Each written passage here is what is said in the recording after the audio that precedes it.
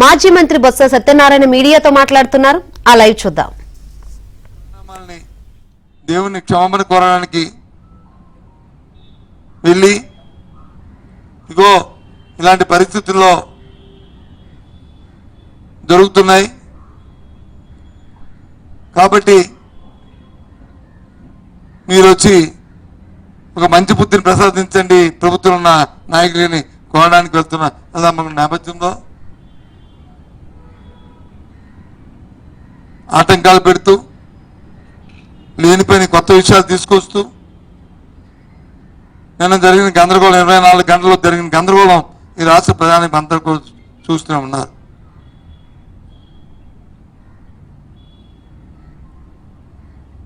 మేము చెప్పాం, చాలా సందర్భాలు చెప్పాం.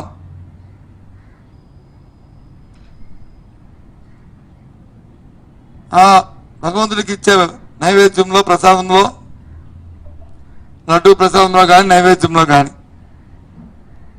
వాడే పదార్థాల్లో ముఖ్యంగా నెయ్యిలో కల్తీ జరిగితే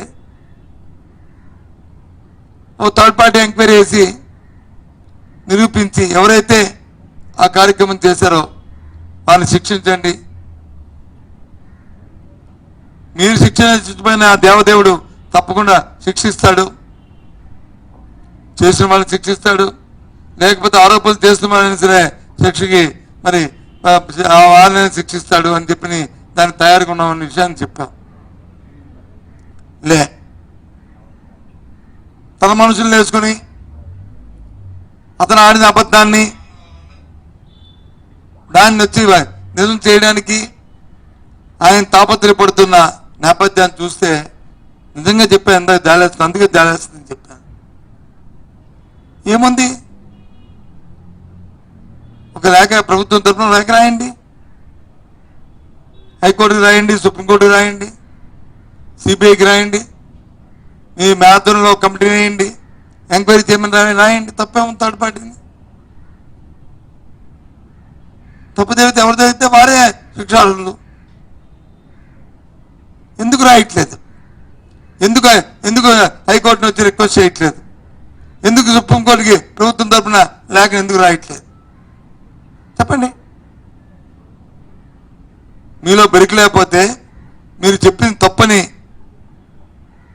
మీకు తెలుసు కాబట్టే మీరు పని చేయట్లేదు, లేకపోతే చేసేవారే.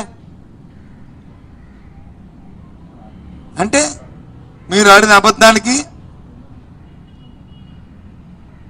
దాన్ని నిజం చేసుకోవడానికి సాక్షాత్ భగవంతుని వెంకటేశ్వర స్వామినే పరంగా పెట్టడం ధర్మం కాదు, ఇది న్యాయం కాదు.